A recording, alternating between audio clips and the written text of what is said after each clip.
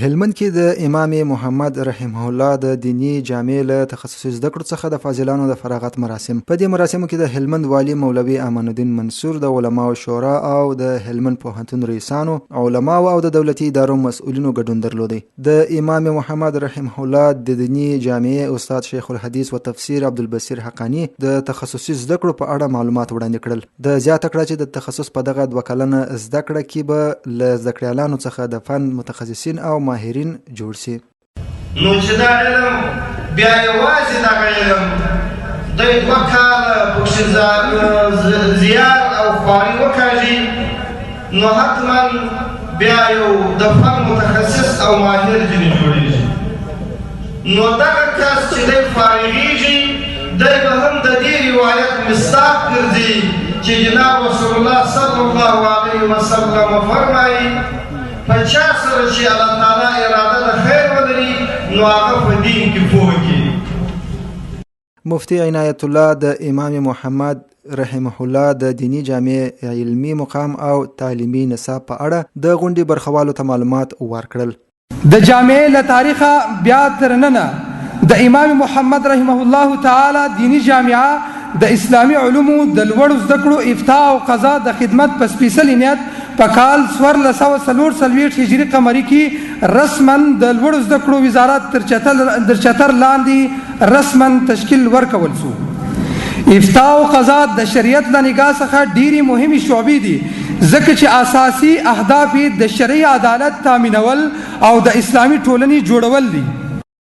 د هلمند والی مولوي امان الدین منصور علم د الله جل جلاله ستر نعمت وبلاوی ویل چې اسلامي امارت د علم او پوهې لپاره غوره او بنسټیز فرصت چمتو کړي. د فاضلانو وغوښتل چې د زده کړې علم څخه د ټولنې د خیر او برکت لپاره استفاده وکړي. به اندازی که در این باب مشقت کشیده می شود، تکلیف و زحمت کشیده می شود، با اون انداز انسان اجر و ثواب به دست می آورد. به این خاطر فضل العالم علی العابد كفضل القمر على سائر الكواكب ليلة البدر. پیغمبر علیه الصلاة والسلام میگه فضیلت عالم بر بالای عابد مانند فضیلتی مهتاب ماه شب 14 است بر ستارگان. یعنی در اینجا پیغمبر علیه الصلاة والسلام فضیلت عالم را، برتری عالم را تشبیه دادن به برتری مهتاب بر ستارگان. د هلمند علماو شورا رئیس شیخ الحدیث مولوي محمد اسماعیل سعادت د علم پر ارزښت خبري وکړي او ویل چې اوس د دینی او عصري علومو لپاره بهترین چاپیریال مساعد شوی دی. د وایي په تعلیم سره د دین بقا ده، نو باید د علمي مرکزونو په جوړېدو سره د عقایدو اصلاح ترسره کړو. او بل د علم شکر دی، د علم شکر تعلیم دی. په تعلیم سره د دین بقا ده او په جهاد سره د دین اعلا ده. نو تدریس او تدوین، تصنیف کول، مدرسې جوړول او د خلقو اول د عقایدو اصلاح برای بیا د اعمالو. د هلمند پوهنتون رئیس شیخ الحدیث و تفسیر مفتی شریف الله ابو احمد د تخصصاتو جامع د عظمت په تړاو بحث وکړ او زیاته کړه چې هلمند ته په علمي او سیاسي زیربنا او تعلیمي ډګر کې پاملرنه شوې ده چې یو ښه بیلګه هلمند ولایت د تخصصاتو د جامع پرانیسته وښودل. چې دغه د تخصصاتو جامعه چې عظمت به ان شاء الله استادانو درته ذکر کړي، زه به یو نمونه بیلګه درته ذکر کوم.